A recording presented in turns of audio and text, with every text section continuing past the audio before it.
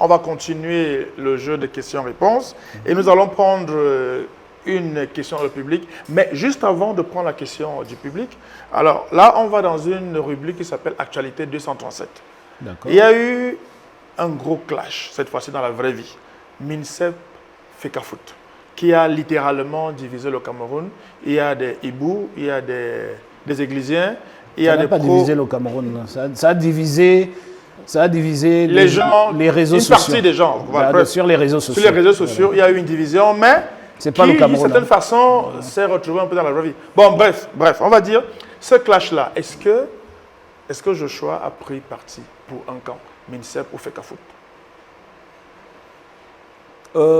Oui et non. Prendre parti, ça ne m'apporte rien. Je dois être clair là-dessus. Il se trouve que je suis un ancien dirigeant de la Fédération camerounaise de football. Et je suis président de club, donc membre de la Fédération camerounaise de football.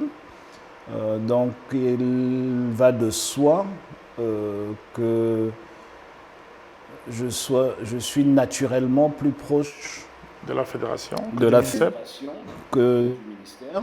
Je le dis bien naturellement. Le problème, au fait, est un problème d'argent.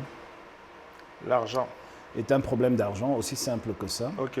Ou le contrôle de cet argent. Et moi, je suis de ceux, à l'intérieur de la Fecafoot, qui militent pour que l'État n'engage pas un centime dans le football.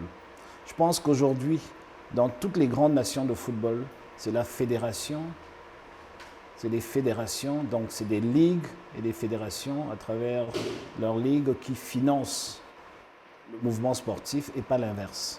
Dans le cas du Cameroun, c'est possible? Bien sûr, c'est possible. Maintenant, si vous avez les vrais dirigeants. C'est possible. Si c'est bien dirigé. Le problème aujourd'hui, c'est que nous n'avons aucun dirigeant qui a la capacité d'imposer ce que la FIFA nous demande depuis 2009, c'est-à-dire le club licensing.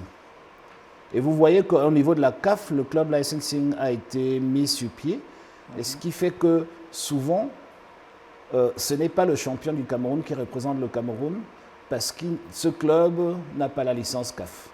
Ou alors l'obtient tardivement, etc. Dans le club licensing, c'est quelque chose de très simple. C'est qu'on met des critères qu'on choisit nous-mêmes, librement, avec les présidents de clubs, le mouvement sportif, en fait le mouvement du football. On choisit des paliers et des sommiers dans lesquels s'insèrent les clubs selon où ils jouent.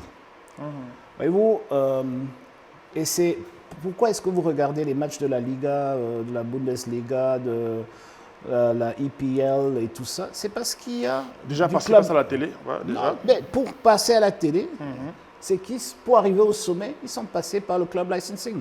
Okay. Vous savez, vous avez des championnats aujourd'hui que si vous avez, si la moyenne des spectateurs dans votre stade est inférieure à 30 000, vous descendez d'une division. Okay. Si vous n'avez pas un budget conséquent pour vous faire tenir dans la division dans laquelle vous êtes relégué. Vous avez, le club licensing commence très simplement. C'est qu'un club de football amateur au niveau le plus bas, c'est-à-dire au niveau de l'arrondissement, doit avoir un siège, doit avoir un entraîneur, doit probablement avoir un médecin référent, doit avoir un stade d'entraînement, etc. Si vous faites juste ça, vous allez voir qu'au lieu d'avoir, je crois qu'à Yaoundé, la dernière fois qu'on a regardé, il y avait plus de 180 clubs. Wow. Okay? Donc, Yaoundé seulement. Yaoundé seulement.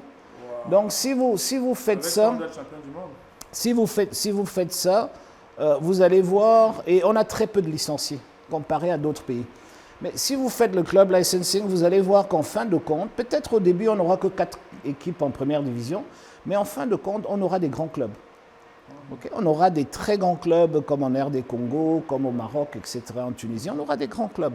Mais quand vous regardez ce qui se passe, je prends Yaoundé où on est, quand vous regardez d'autres villes de la taille de Yaoundé, vous ne pouvez pas soutenir autant de clubs. Et comment on arrive à faire le tri? C'est par le club licensing. Si on dit que pour jouer en première division, vous devez jouer dans un des gros stades. Vous devez louer ce stade quand vous recevez. Et ensuite, les recettes sont à vous. Et que vous devez avoir un minimum de spectateurs par match. Donc, on fait la moyenne sur l'année pour voir si vous avez tenu. Il vous faut un club féminin, il faut toute une académie. Club jeune et tout. Voilà, tous les clubs jeunes. Il vous faut les aires d'entraînement, il vous faut des salaires à minima. C'est-à-dire que quand on joue en première division, le minimum pourrait être, on pourrait commencer à 250 000 pour être un peu plus haut que ce qu'on est aujourd'hui, mais avec un projet d'arriver à 500 000 en 3-4 ans pour que les footballeurs puissent véritablement vivre de leur métier. de leur métier. Donc si on fait le club licensing, on règle tout ça. Et au bout de 4, 5, 6 ans, c'est le football qui rapporterait de l'argent et pas l'inverse. Ouais. Vous comprenez? Nous, on est dans une situation aujourd'hui où la Fédération camerounaise de football a un budget presque supérieur au ministère des Sports, mais reçoit pratiquement tout cet argent par diverses subventions, que ce soit de l'État, de la FIFA, etc. Et ce n'est pas normal. C'est pas normal. On devrait pouvoir s'émanciper de tout cela, de cette tutelle. Et une fois qu'on s'émancipe de cette tutelle-là, on peut ensuite prendre les positions qui étaient celles de la Fédération camerounaise de football lors de ce conflit. Mais pas avant, parce qu'il y a une règle très simple. Ouais. Qui paye commande, c'est tout. Okay. Et quand c'est l'État qui paye, malheureusement, on devient une fédération sous tutelle. Et surtout, quand on ne peut pas faire sans. Ouais, mais maintenant, quand vous refusez l'argent de l'État parce que vous arrivez à créer assez de fonds, aujourd'hui on a les moyens pour y arriver et vous créez assez de revenus pour pouvoir financer le football dans votre pays. Et vous n'avez plus besoin... Ça change la donne. Mais attendez, on se querelle pourquoi, Valérie? Toute cette querelle, c'est 500 millions de francs qu'on donne au club de première division, pour parler que de ça. 500 millions, c'est le prix d'un transfert en Tanzanie. Ah ouais. Ok. Donc, vous voyez à quel niveau on devrait, les clubs, les meilleurs joueurs camerounais devraient être dans des fourchettes d'autour d'$1 million, dans 500-600 millions pour leur transfert de club à club. C'est-à-dire, je vais de Colombe à Coton, voilà ce que ça coûte. Voilà où on devrait être comme grande nation de football. On ne devrait pas être au niveau où on attend 500 millions d'un ministère pour donner au président de club, pour payer leurs joueurs. Non, on devrait être beaucoup, mais ça ne peut qu'arriver par le club licensing. Okay. Voilà. Donc, je nous souhaite pour faire d'être à ce niveau. Tant qu'on reçoit l'argent de l'État, du gouvernement, malheureusement, on est sous tutelle. Okay. Et le jour où on s'émancipe de cette tutelle, financièrement, après, on peut poser... Je ne pense pas qu'un ministre aurait la prétention de s'immiscer dans une fédération dans laquelle il n'a pas donné de subvention. J'en veux pour preuve les autres fédérations. Vous n'allez jamais voir ce genre de bagarre, je ne sais pas moi, la fédération de judo, tout ça. Partout, l'État ne met pas grand-chose. Ne met pas grand-chose ou rien du tout. Rien. Voilà, donc il vient de dire quoi? Il n'est même pas informé des différentes compétitions. Ok, on va prendre une question d'un jeune dans le public. Est-ce qu'on peut lui donner le micro rapidement, s'il vous plaît? Donc on se présente, on pose la question à notre invité. Bonsoir. Bonjour, je ne suis pas encore en soirée. Ah ouais, on est encore bonjour. Valérie, d'abord avant de me présenter, j'aimerais savoir est-ce que je peux poser 2 questions ou c'est une seule? Pose. Très bien. Après, si l'invité veut répondre à une seule, c'est ce que j'allais dire. Voilà. Je suis Sikwe Patterson, citoyen camerounais. Et je vais commencer par la première question qui rentre un peu dans la première rubrique de l'émission. On dit quoi? On dit que. On dit que. Voilà. Ça, c'est pour parler un peu. Vous nous avez fait comprendre, honorable, que vous êtes au sein du SDF. On peut se tutoyer, hein. Ça ne se limite pas à lui. Depuis un peu plus de 30 ans. Donc, je suis né, vous étiez déjà dans le parti. Et moi, quand j'ai commencé à grandir et écouter un peu les actualités en général, au Cameroun, on avait 2 partis, le RDPC, le SDF. Et nous, on a grandi en sachant que voilà, le SDF, c'était un peu le parti des pères, au même titre que le RDPC. Parti des pères, quoi, des vieux, tu veux dire. Faut dire comme ça, on quitte sur ça. Et le SDF était principalement l'emblème de la partie anglophone du pays.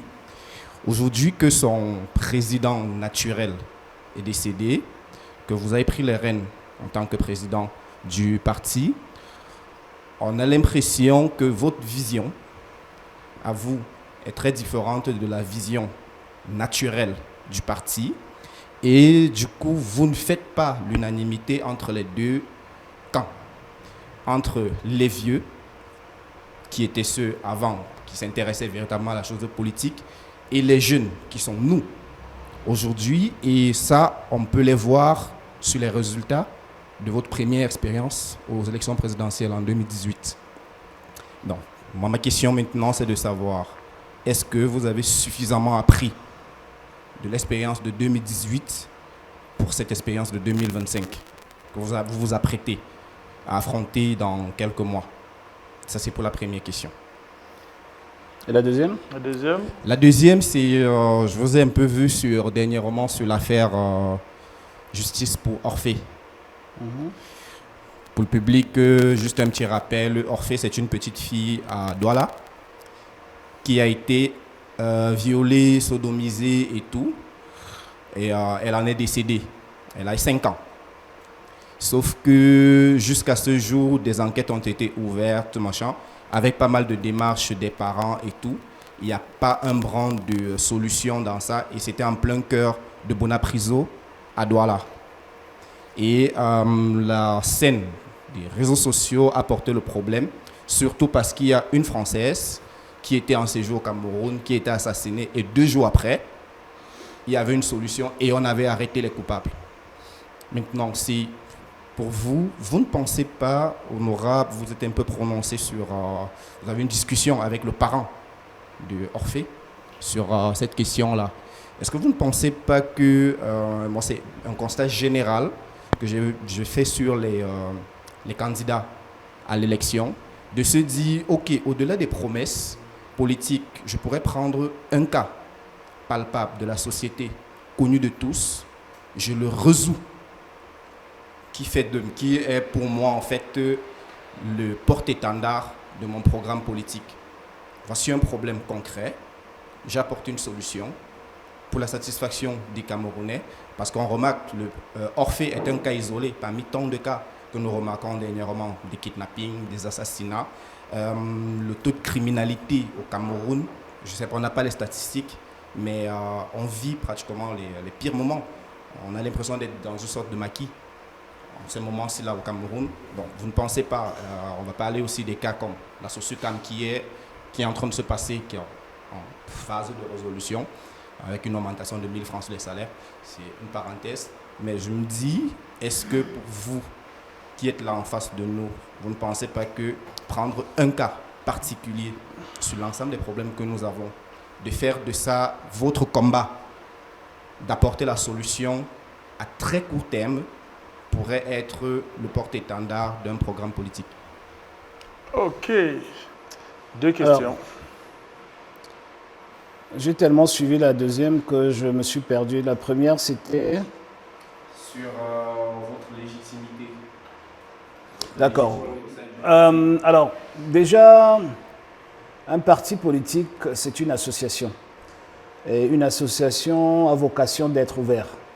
Ce n'est pas une entreprise où on commence à 7h30, on finit à 17h et puis on arrive à l'heure ou en retard. Une association, toutes les associations sont des organisations ouvertes. Donc, au fait, qui dépendent énormément du leadership. Dans les organisations ouvertes, c'est souvent la trempe du leader qui définit tout le reste. J'aimerais tout simplement dire que le combat noble de Feuné John Frondi était un combat dans un autre contexte que le combat qui est le mien aujourd'hui. C'est 2 contextes complètement différents. Et donc, il faut pouvoir s'adapter. Il faut pouvoir déjà apporter des changements.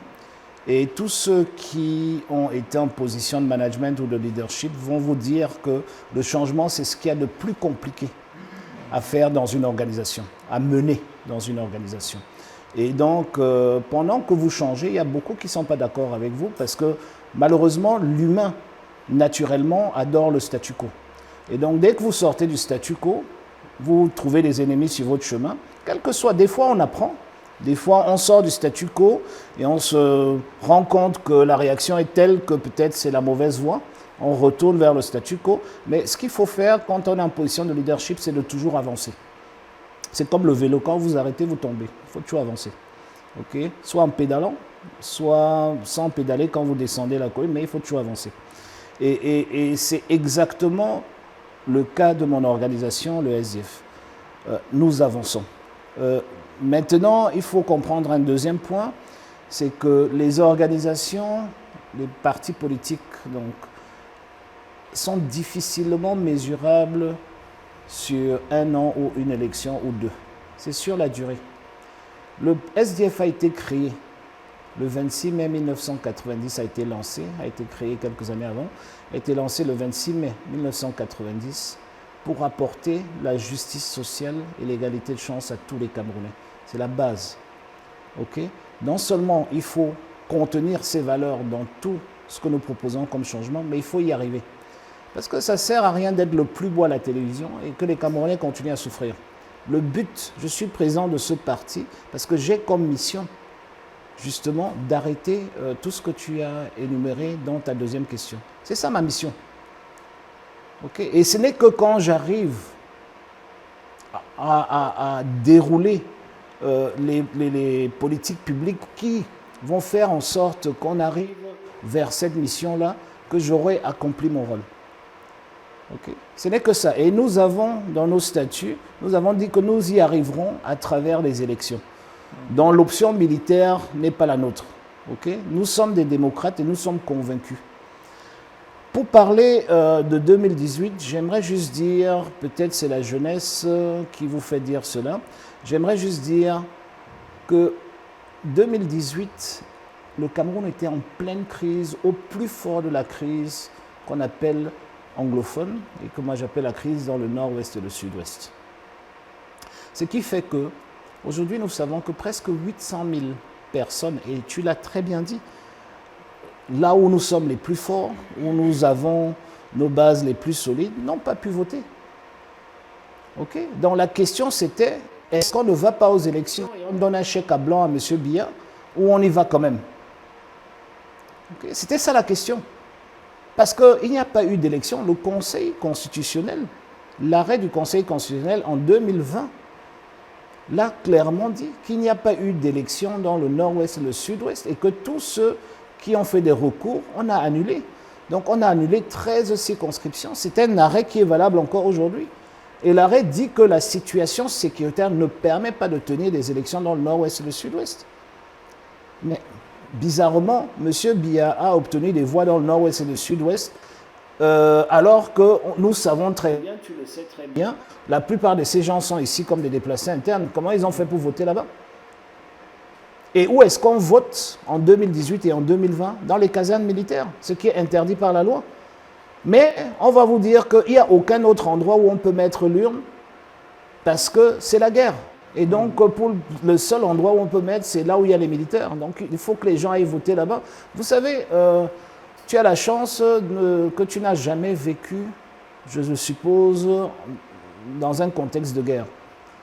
Quand tu vis dans un contexte de guerre et tu vois ce qui se passe, le dernier endroit où tu as envie d'aller pour exprimer ton droit politique, c'est dans une caserne militaire. Ouais, c'est clair. Okay? C'est dans une caserne militaire. Surtout, si tu arrives chez les militaires avec ta coiffure là, dans le nord-ouest, on va d'abord te dire, monsieur, assieds-toi là. Tu ressembles au gars qui tire sur nous là en brosse. Okay? Donc, il faut comprendre que nous avons pris acte de cela. Nous sommes allés aux élections 2020 parce qu'on savait que c'était important pour nous. Les législatives. Les législatives, oui.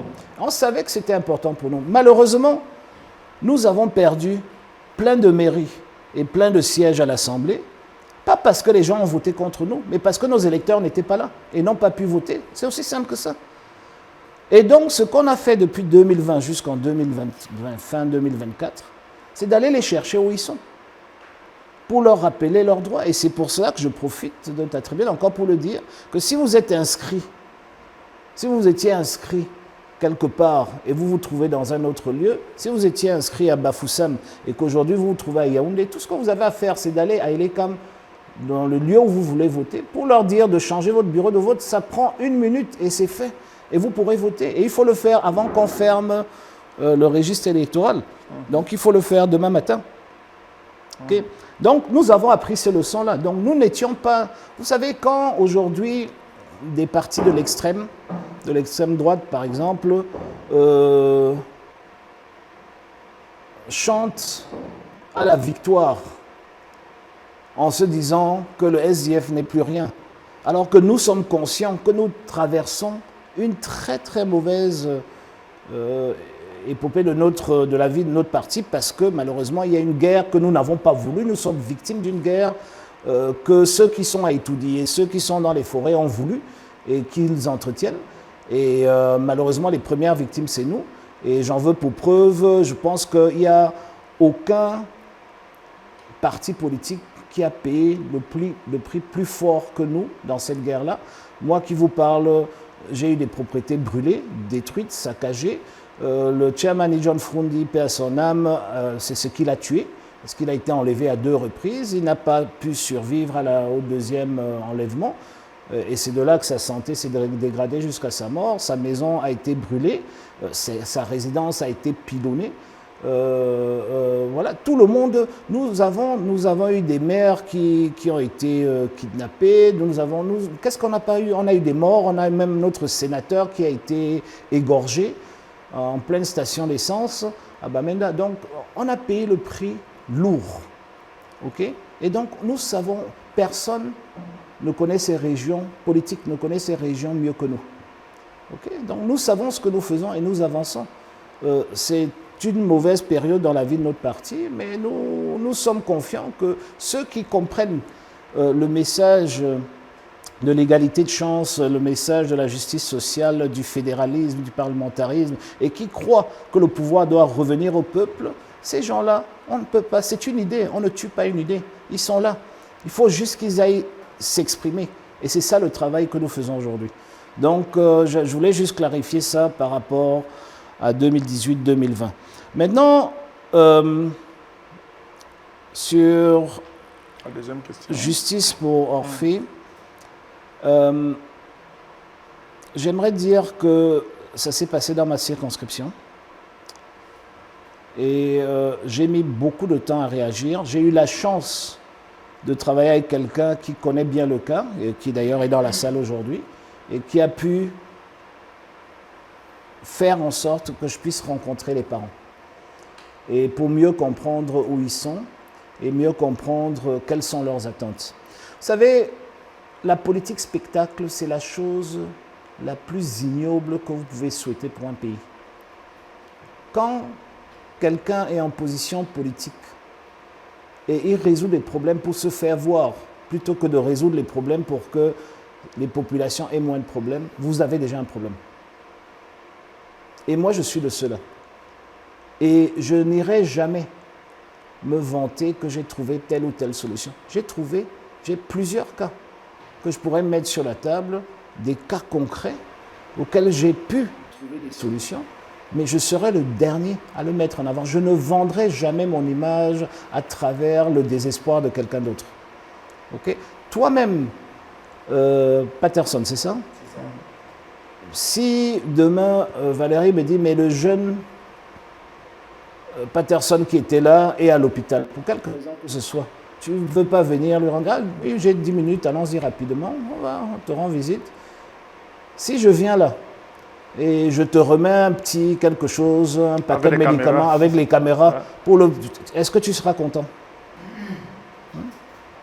Ou pour le dire comme lui le dit, tu vas me regarder comment après. Okay? Donc, le problème, il est là.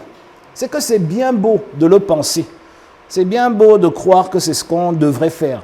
Mais un homme politique doit d'abord avoir une certaine idée de la vie. Et je pense que vous devez avoir des points cardinaux, des valeurs que vous ne transgressez pas, quel que soit le but à atteindre. Ok? Donc, moi, je ne ferai jamais ça. Je vais tout faire pour qu'il y ait une solution à ce problème de la jeune Orphée qui a été assassinée sauvagement. Je ferai tout de mon possible, mais je n'irai jamais me vanter que je l'ai fait. Jamais. Ça sort du cadre de ma logique politique. Mon rôle, si je suis député de cette circonscription, c'est un devoir. C'est un devoir, ce n'est pas, je ne lui offre pas des services gratuits, c'est mon devoir de voir, de tout faire pour qu'il y ait une solution à ce problème. Maintenant, il faut aussi faire peut-être attention parce qu'il y a eu l'analogie de la femme qui s'est fait tuer par la suite et tout ça. Et qui a trouvé solution Vous savez, on a beaucoup de choses à corriger dans notre système judiciaire. Mais le système judiciaire ne peut qu'être aussi efficace que la société dans laquelle elle agit. Ok? Et tu as parlé du taux de criminalité au Cameroun. Patterson, nous sommes le 4e pays où il y a le plus de crimes en Afrique. En Afrique, carrément. 4e depuis le mois passé. Le classement est sorti et nous sommes 14e mondial. Non. Le pays les plus dangereux à vivre. Ok? 14e ou 15e, 16e, je ne sais plus trop, mais on était dans le top 20 mondial et on est 4e en Afrique. Ok? Pourquoi est-ce qu'on est 4e en Afrique? C'est tout un ensemble. Et si tu veux avoir moins de crimes et que Orphée ne se répète plus jamais, assure-toi que tu es inscrit pour voter et regarde ce que les plateformes te proposent et vote pour la plateforme qui travaillera dans ce sens-là. Moi, je suis sociodémocrate. Nous, on pense fondamentalement que personne n'est criminel, on le devient. Okay? Maintenant, il y a des criminels patentés, c'est une infime minorité. Mais quand un pays devient le 4e pays le plus criminel de tout un continent, c'est qu'il y a un problème de la société. Et ce n'est pas en allant à l'église le dimanche qu'on règle ce problème. Parce que moi, je suis allé sur le front. Je suis le seul homme politique, à part le ministre de la Défense, qui n'est pas un homme politique à mes yeux, qui est allé sur le front de Boko Haram en 2013. Okay? Je suis allé causer avec les militaires au front. Et j'ai causé avec les populations dans lesquelles il y avait certainement des Boko Haram. Je remercie encore tous les militaires qui m'ont accompagné. J'ai été à plusieurs reprises au cœur de la crise anglophone. Ok? Donc, je vais te dire quelque chose. Il n'y a aucun Boko Haram ou ambazonien qui a démissionné d'une banque ou qui a vendu sa boutique pour aller en forêt. Ils sont tous recrutés dans le désespoir de la jeunesse, dans le chômage. Et c'est pour cela que moi, j'ai toujours considéré l'emploi des jeunes, ou même plus la situation des jeunes, parce qu'il ne suffit pas seulement de parler de l'emploi, parce que l'emploi doit aussi être décent. Le chômage des jeunes, je le considère comme un problème de sécurité nationale. Je ne le considère pas comme un problème social. Parce que tu ne peux pas régler ce problème-là si tu ne gères pas l'autre. Tant que les gens n'ont pas assez à manger, tant que les jeunes sont obligés de vivre dans la rue et devenir des microbes, tant que vous avez une masse critique de jeunes qui doivent se débrouiller pour joindre les deux bouts, vous aurez toujours l'insécurité. Vous aurez toujours. Parce qu'il n'y a que tant de pare-brise à laver à un carrefour. Après, le gars doit se débrouiller autrement. Okay? Et malheureusement, c'est comme ça que le taux de criminalité augmente. Donc, si vous voulez le faire baisser, assurez-vous que vous avez des politiques publiques qui peuvent donner des emplois décents à ces jeunes ou des opportunités de vie autres que la criminalité à ces jeunes-là. Et assurez-vous que le système judiciaire fonctionne correctement. Le système judiciaire ne fonctionne pas parce qu'on a trop de problèmes. Est-ce que tu sais que dans nos tribunaux, presque 85% des problèmes sont des problèmes de terrain? Donc, si on a autant de problèmes, parce que pendant qu'on a des problèmes de terrain, les magistrats sont occupés. Donc, ils ne peuvent pas s'occuper des criminels. Ouais. Ok, parce qu'un magistrat ne peut que faire ce qu'il peut faire en une journée. Donc, s'il doit lire un dossier comme ça sur un terrain de 100 mètres carrés, et toi, mais qui pendant qu'il lit son dossier, il y a des crimes à côté. il y a les crimes qu'il ne peut pas résoudre à côté. Comprenez? Donc, si par exemple, on a le courage de mettre en place un code sur le foncier, sorti de l'ordonnance de 74, mais moi, je suis certain que les problèmes dans les tribunaux vont partir de là à là. Et que nos juges auront maintenant plus de problèmes pour les délinquants et tout ça. Plus de temps, ouais, pour les délinquants et tout ça. Merci. Ok, je sais. Et voilà. Ok, on va. Il y a 2 mains derrière toi. Ok. Je te le dis parce que tu ne vois pas. Ok. On va vers la fin. Avant de prendre les 2 questions, il nous reste 2 questions. Alors, la première question, je pose une question, après je donne le micro. Est-ce que le SDF sera présent à la course présidentielle 2025? Bien sûr. Et j'aimerais directement, est-ce que... Nous avons une résolution du Congrès de 99 qui nous impose d'aller à toutes les élections. Donc, si on ne va pas à l'élection, c'est qu'on n'a pas pu. Ce n'est pas qu'on n'a pas voulu. Voilà. Donc, Et dans ce cas, est-ce que ça sera Joshua aussi le candidat? Écoutez, j'ai dit il y a une semaine, lors du comité exécutif national, que je suis candidat à la candidature. Mais même comme président du parti, je ne peux pas imposer ma candidature. Ça doit passer par un congrès extraordinaire qui se tiendra à la fin de ce mois à Yaoundé. Tu seras le bienvenu et puis tu pourras voir qui est-ce qui a été choisi par les délégués. J'espère que c'est moi. Donc il n'y a pas un candidat naturel chez vous? Non, il n'y a pas de candidat naturel. Tous nos candidatures, que ce soit conseiller municipal, député, etc., passent par un système de primaire et d'investiture. Ah ok, d'accord. On prend rapidement les questions des jeunes avant de conclure l'émission. Bonjour. Bonjour. Moi, c'est Tchagadik Auguste et j'ai quelques questions pour vous. On se tutoie, non? Il m'a dit qu'on se tutoie. Mon éducation ne veut pas de tutoyer un aîné. Ok. Si l'aîné demande, il faut y aller. Fait. Ok. Vous savez, chez nous, les anglophones, on tutoie tout le monde. Et j'ai aussi un problème avec... bon. Maintenant, la première question est de savoir, votre parti est né en 90. Et, bon, moi, je suis très jeune. Mais quand j'observe la scène politique camerounaise en général, la plupart des partis politiques qui sont venus à partir de 90, il n'y a pas d'alternance à leur tête. La plupart. Et eux, ils veulent l'alternance au pouvoir. Qu'est-ce qui nous prouve que quand ils seront au pouvoir, ils vont faire l'alternance? Et quand on regarde la scène politique africaine en général, chaque fois qu'un nouveau président arrive pour chasser, pour peut-être mettre l'autre de côté, il y a ce qu'on appelle le 3e mandat. Et ils veulent s'éterniser. Et l'autre question va aussi toujours sur cette lancée. Comment est-ce que vous n'avez pas l'impression de vous faire battre à chaque fois et vous n'êtes pas fatigué de vous faire battre? Comme un boxeur, par exemple, qui a la lueur de taper le champion mais qui n'y arrive pas. Est-ce que c'est pas égoïste de votre part, la scène politique camerounaise, dont je n'aime pas employer le terme opposant parce que c'est un peu... Est-ce que vous ne pouvez pas vous asseoir, faire comme au Sénégal, avec un Sanko, dire, vous choisissez un candidat qui représente la jeunesse, parce que vous, mon impression, vous ne représentez pas la jeunesse. Moi, je ne m'identifie pas à vous, parce que je ne vous connais pas. Est-ce que vous ne pouvez pas prendre un jeune qui va nous représenter, nous? Vous êtes habitué à l'échec. Donnez la chance à quelqu'un d'autre. Merci. Je réponds directement? Directement, oui, directement, s'il te plaît. Okay, déjà, j'aimerais dire que je suis le fruit de l'alternance dans mon parti politique. Et je pense depuis 1990, c'est un des seuls partis politiques où il y a eu une alternance démocratique. Donc, tu devrais faire un peu plus d'éducation politique à ce sujet.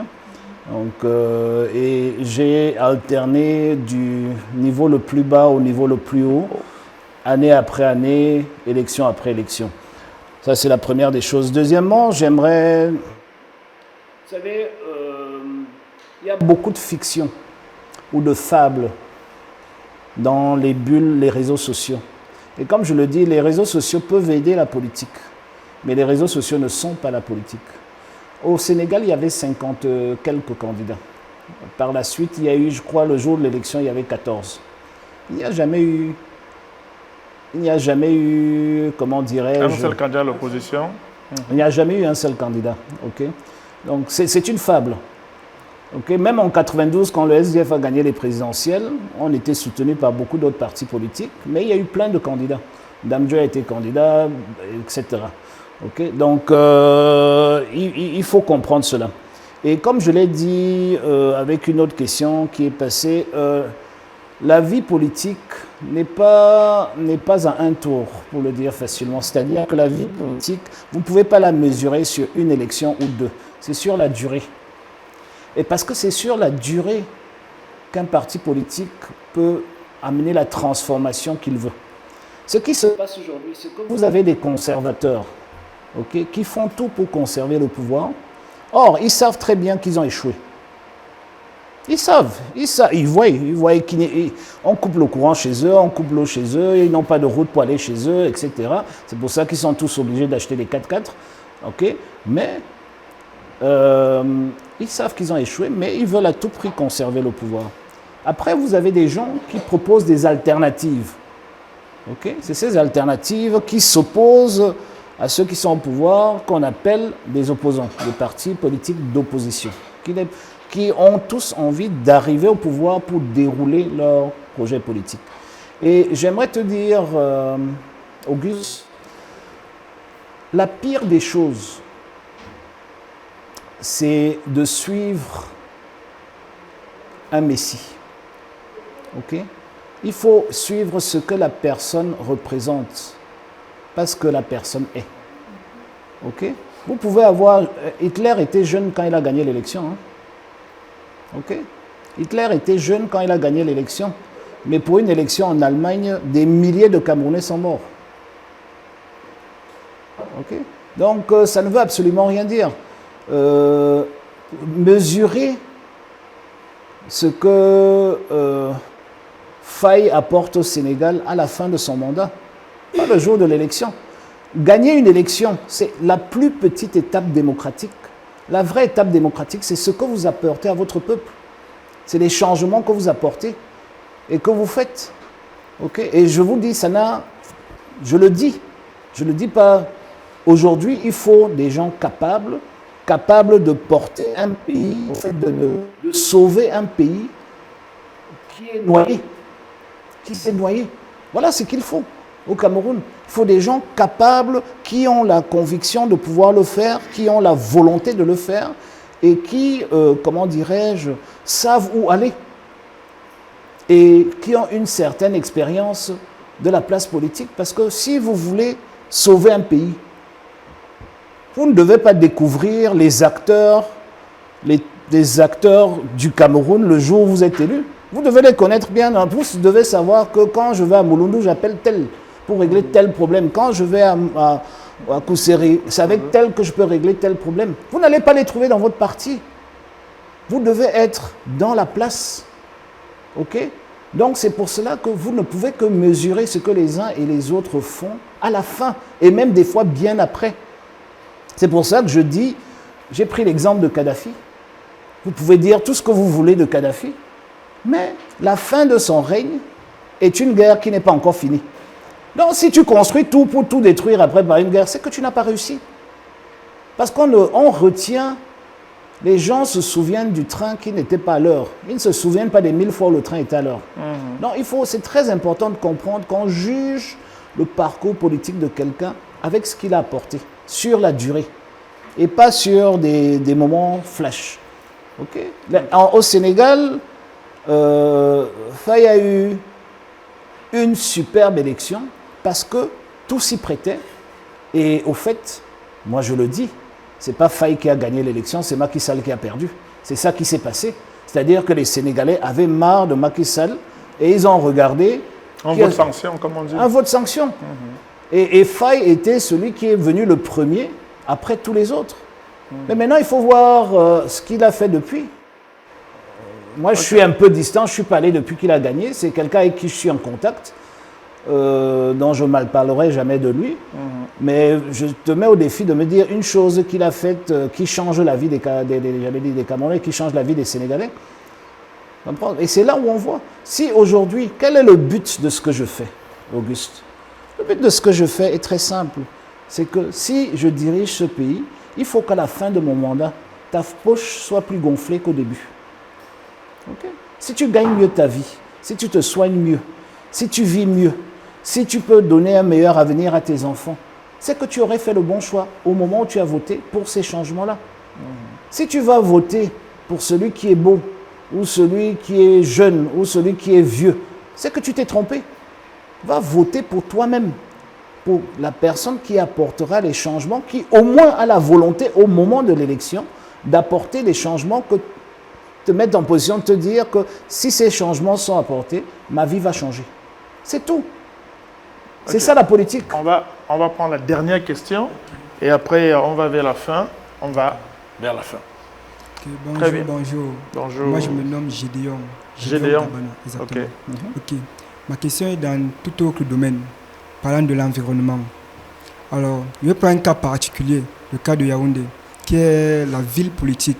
Et depuis ces derniers temps, Yaoundé a été défini comme une ville poubelle. Alors, j'aimerais savoir quel est votre point de vue par rapport à ce sujet et savoir si vous avez des solutions par rapport à ce sujet. Merci bien. Merci. Gédéon, c'est ça? Gédéon. D'accord. La première chose avec la poubelle, ce n'est pas de la ramasser. C'est de devoir jeter moins. Okay, c'est la règle d'or. Au fait, quand il y a trop de poubelles, c'est qu'il y a trop de gens qui ont jeté des poubelles. Ok? Et c'est qu'il y a trop de déchets. Ok? Donc, si tu veux résoudre le problème des poubelles, commence là. Commence déjà à réduire la création des poubelles. C'est le début de la solution. Ce n'est pas la solution, mais le début. Par exemple, beaucoup de pays dans le monde, y compris le Cameroun à un certain niveau, ont interdit les sachets en plastique. On les voit toujours partout. Et si une entreprise produit des produits, c'est-à-dire produit des déchets, comme les bouteilles d'eau minérale, et les jus et tout ça là, il faudrait trouver un moyen pour que quand tu achètes ta bouteille d'eau, dans le prix de cette bouteille d'eau, tu as payé quelque chose pour pouvoir la ramasser et la transformer par la suite. Okay? Et c'est ce qu'on appelle des droits d'assises en fiscalité. Malheureusement, ce qui se passe, c'est qu'il y a des droits d'assises que le gouvernement utilise pour faire autre chose. Puisqu'ils ont mis un problème, quand l'argent entre dans la caisse, ils oublient que c'est l'argent qu'on doit remettre pour ramasser les bouteilles PET et les transformer. Et ils font autre chose, ils payent des salaires, les vacances de monsieur bien en Suisse, etc. Au lieu d'aller faire ce pourquoi les droits d'assises sont collectés. Donc voilà des pistes. Aujourd'hui, il faudrait aussi parler de la question de la collecte. Et le SDF, notre slogan, nous sommes nés sur la base que nous voulons que le pouvoir revienne au peuple. Ça veut dire quoi?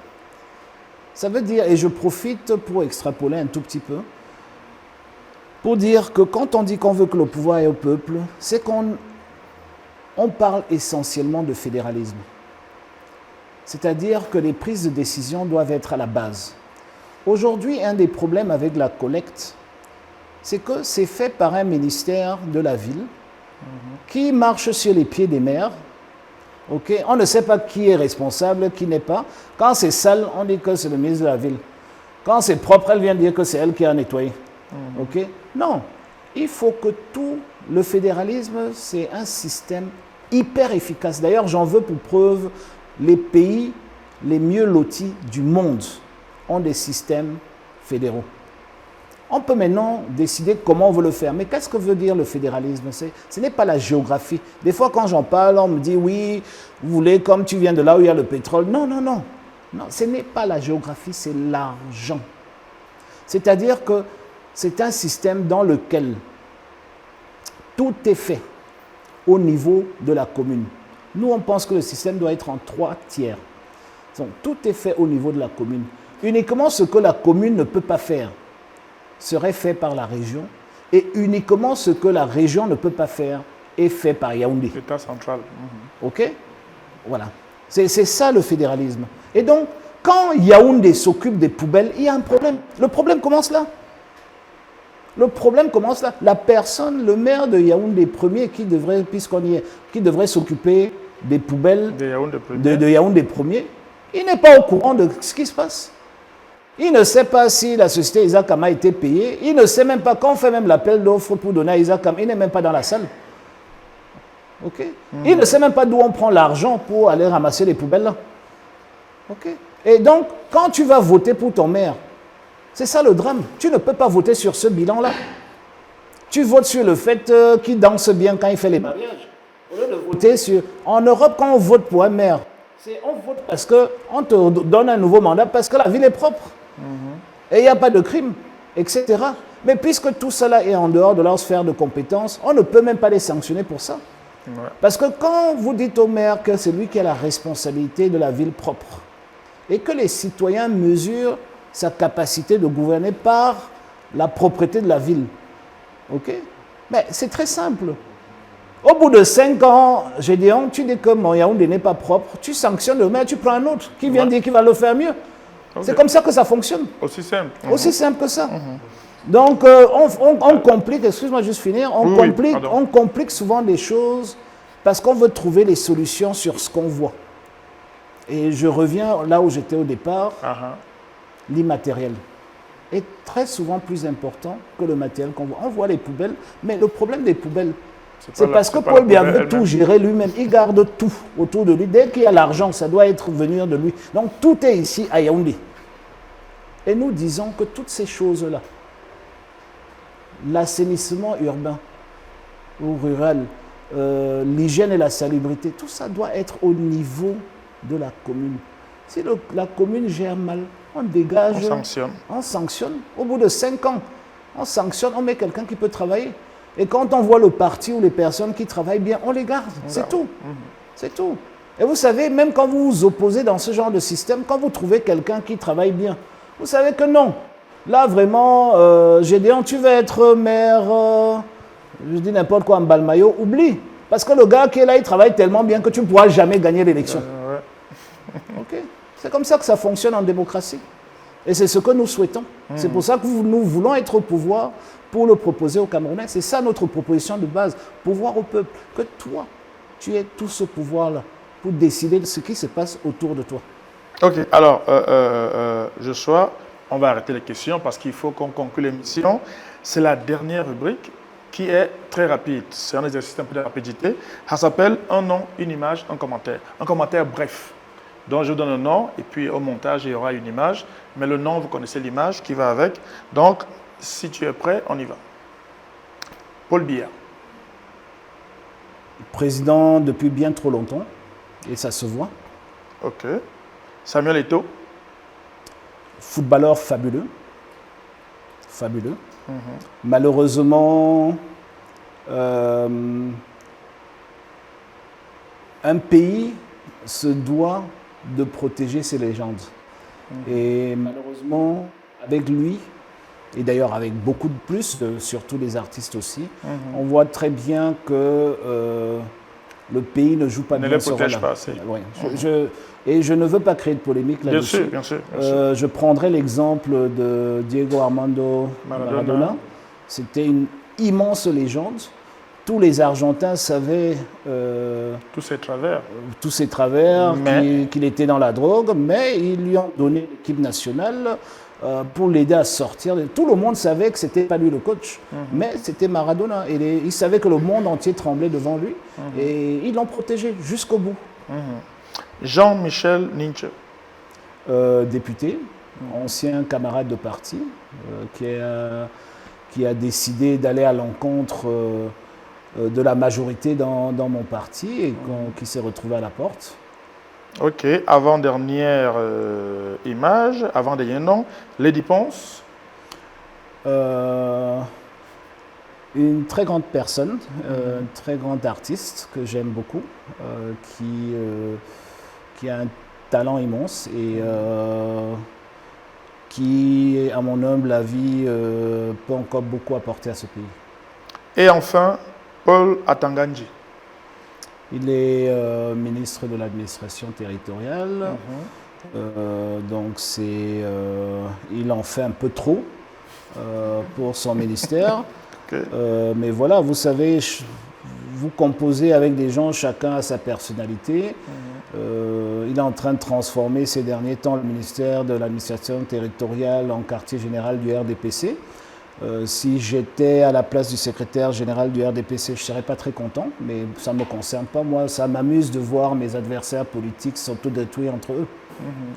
Ok, alors, Joshua, l'émission est terminée. Alors, c'est le moment pour toi de dire un dernier mot à ces jeunes-là et à tous ceux qui vont nous regarder. Pour 2025, qu'est-ce que vous avez à leur dire pour conclure l'émission? Mais écoutez, premièrement, je ne suis pas en campagne. Je suis ici à une émission de Congossa, préparée par le général du Congossa camerounais. Et donc, je me suis prêté au jeu parce que c'est toi. Si c'était pas toi, je pense pas que je serais venu parce que c'est un peu délicat de faire des émissions comme celle-là en période électorale ou préélectorale parce que on confond, on pense tout de suite qu'on est déjà en campagne. Pour les jeunes qui sont sur le plateau, j'aimerais vous dire le Cameroun vous appartient, c'est pas le Cameroun de quelqu'un d'autre. Et donc, il faut vous intéresser à ce qui se passe parce que votre avenir dépend. Tout est décidé par la politique. Tout. La qualité de votre éducation, le travail que vous aurez demain, la qualité des humoristes que vous viendrez voir chez Valérie demain, tout est décidé. Même la qualité de vos épouses ou de vos époux de demain est décidée par la politique.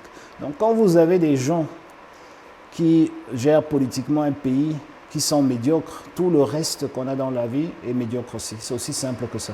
Donc c'est votre responsabilité. Je voulais commencer l'émission en disant à Valérie que je ne vais pas m'asseoir à cette émission pour faire ce Congossa et les gens qui ne sont pas inscrits. Donc tous ceux qui sont là doivent me présenter leur carte Elecam d'inscription. Après, je me suis dit que peut-être je n'aurais même plus ton Congossa parce que peut-être toi-même tu n'as pas la carte.